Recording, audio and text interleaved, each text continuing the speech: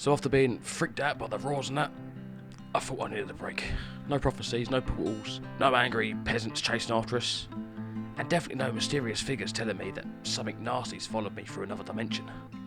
I just wanted somewhere quiet to sit down, preferably somewhere that weren't trying to kill us. Eventually I found a path through the forest, and at the end of it was a cottage. It looked peaceful, warm, cosy.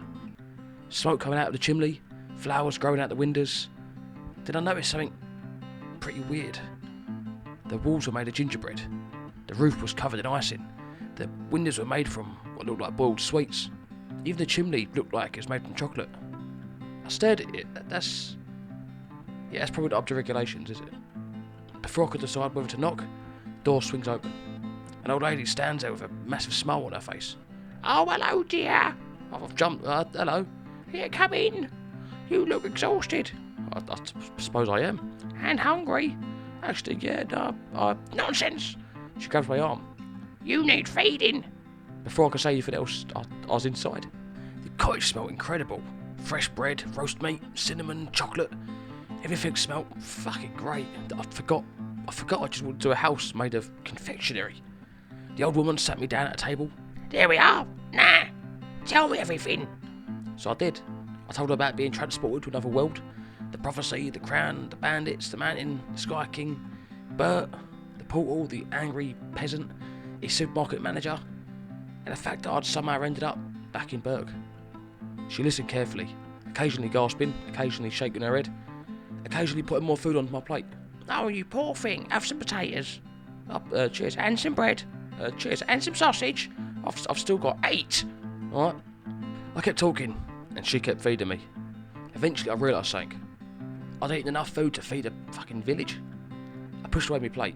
I couldn't eat another thing. She smiled. Oh, don't be silly. There's plenty more. She reached for another pie.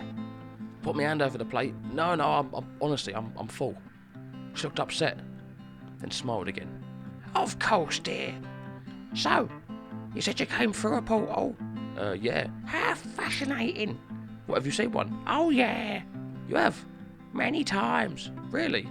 People come through them quite often. People? Children, too. Something about the way she said children made me a bit uncomfortable. Not like in a noncy way, just more... What was she up to? Children? Oh, yeah. 2 young ones came through recently. Put my fork down slowly. Alright, what happened to them? Oh, I ate them. What? Do you want some more pie? What did you say? Oh, nothing. I just said the pie's lovely. No, you said you ate 2 children. Oh, did I? Yeah. Well, that's rather embarrassing, isn't it? Heh. Lovely little things, very sweet. I slowly stood up. I think I'm gonna leave. Oh? Yeah, I really should be going. But you haven't finished your dinner. I've had plenty. She stands up. You can't leave yet. Why? Her smile disappears. Because I've not had dessert yet. I look towards the door. She smiles again. And I was planning on having you for dessert. Excuse me? She walks towards the door. I step back. She reaches out and slams it shut. I rush towards it. The handle wouldn't move. I pulled harder. Nothing. Behind me, I heard her humming happily. We have to excuse me, dear. I'm just going to get a few things ready. I turned around. She was standing in the kitchen, still smiling, holding a very large cooking pot. Don't worry, it won't take long. I looked at the locked door, then at her, then at the walls, made of gingerbread. And I realised something. I didn't walk into a peaceful cottage. I walked into a fucking oven. And I was the main course.